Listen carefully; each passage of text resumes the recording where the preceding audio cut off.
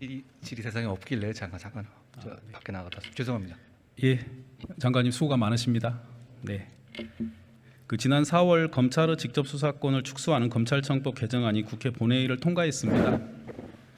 PPT 발언 잠깐 보시겠습니다. 이 화면은 국회 본회의에서 진성준 의원이 검찰청법에 대한 제안 설명 내용입니다.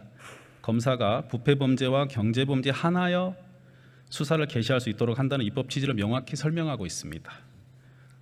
다음 PPT는 위 법안이 가결된 후에 박병석 전 국회의장께서 이번 검찰청법 개정안은 검찰의 직접 수사 대상 범죄를 부패범죄, 경제범죄로 한정함으로써 종전 6개 분야에서 2개 분야로 축소하였다며 개정 내용을 명확히 하였습니다.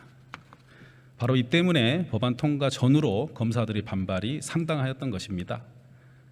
그런데 다음 PPT는 우리 법무부 장관이 지난 6월 헌법재판소에 제출한 권한쟁의 심판 청구서입니다.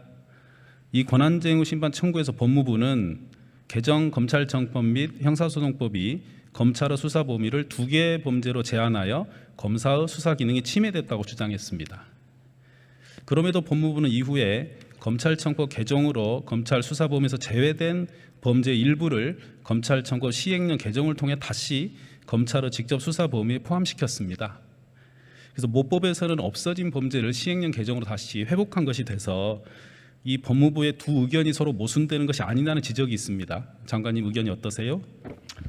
법사위에서도 여러 번 설명드린 것인데요.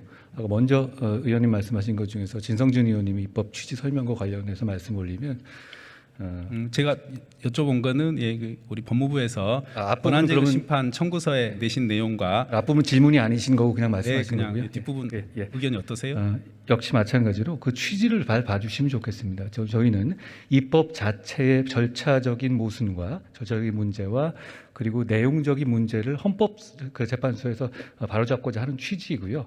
그 취지에 대해서 다만 이 법문 자체의 해석으로 저희가 할 수 있는 부분을 시행령으로 한다는 거기 때문에 저는 모순된다고 생각하지 않습니다. 27일 날 저희가 헌법재판소에서 국회가 지금 저희가 당사자의 입장이기 때문에 거기서 저희가 직접 나가서 제가 성실하게 설명드리겠다는 말씀드리겠습니다.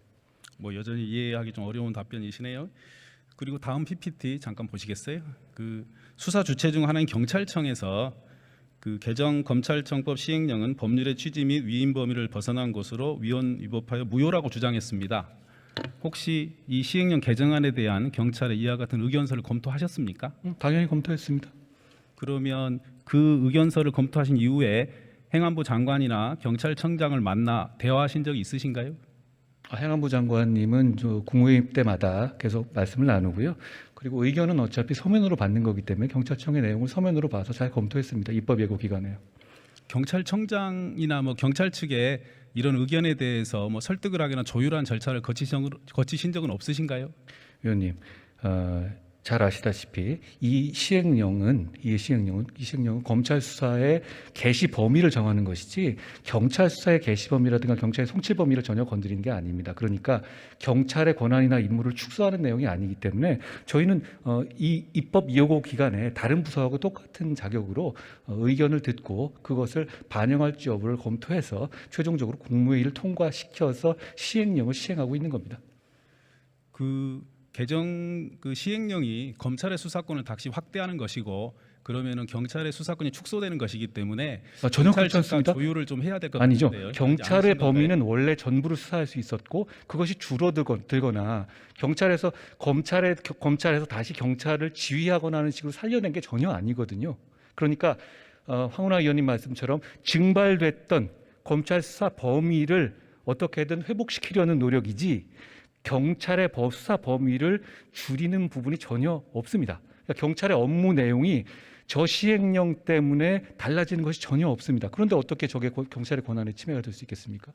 장관은 그렇게 생각할 수도 있지만 또 경찰의 견해는 좀 다를 수도 있고요. 어찌됐건 경찰이 이 시행령 개정이 위헌 위법하다고 평가를 했기 때문에 같은 수사 주체 중 하나로서 그에 대한 논의를 충분히 했어야 되지 않을까라는 생각에서 여쭤봤습니다. 예, 위원님도 제 말이 그래도 일리가 있다는 건 충분히 이해하시리라고 저는 생각합니다. 그런 건 아니고요. 알겠습니다. 관련해서 시행령 개정 전후로 경찰청이나 경찰의 입장과 관련해서 조율을 하거나 설득한 절차를 특별히 거치지 않았다라고 보면 되겠습니까? 경찰을 설득한 일은 아닙니다. 국민께 설명할 일이죠.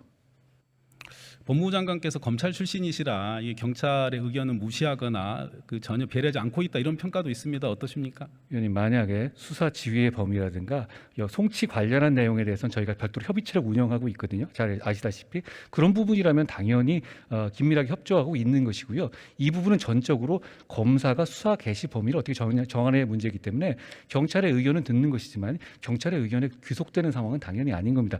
경찰은 그 이전이나 지금이나 수사하거나 송치하거나 일하는 범위 내에서 이 시행령과 전혀 어떤 영향을 받고 있지 않습니다. 그 검찰의 수사 범위를 2개 범죄로 한정을 했는데 국회의 입법 취지가 그건 정확히 알고 계시지요? 아까 말씀드린 것처럼 그러려면 왜 중으로 굳이 중을 등으로 바꾸셨습니까? 아니 저 위원님도 잘 아시다시피 법문을 넘어서는 어떤 입법 취지를 뒤에서 말씀하시고 예를 들어서 1이라고 써놨는데 실제로는 2의 뜻이다라고 말한다고 해서 법의 내용이 2가 되는 건 아닙니다. 만약에 정 문제가 있으시다면 시행령에 대해서 뭐 헌법재판이라든가 수사법원에 대한 어떤 방식이 있지 않습니까? 그런 부분에 대해서 국회가 저는 청구할 수 있는 거라고 생각합니다만 아직 그런 청구가 있다는 얘기를 들어보지 못했습니다. 그 중과 등의 의미에 관해서는 여러 논의가 있었지만 그 국회의장께서 여야 간의 합의를 존중해서 표현을 유지했다는 것을 알고 계실 것 같은데요. 위원님, 여야 간의 합의가 있었던 건 그 이후의 상황들은 전부 다 잊어버리신 것 같은데요. 위장탈당이라든가 회기 쪽에 같은 비정상적인 상황이 있었던 것은 다 잊으셨습니까? 마치 그냥 합의가 유지된 것처럼 말씀하시니까 전 좀 당황스럽습니다. 예, 뭐 장관님의 답변은 여전히 많이 유감스럽네요. 예, 알겠습니다. 예. 총리님께 질문하도록 하겠습니다.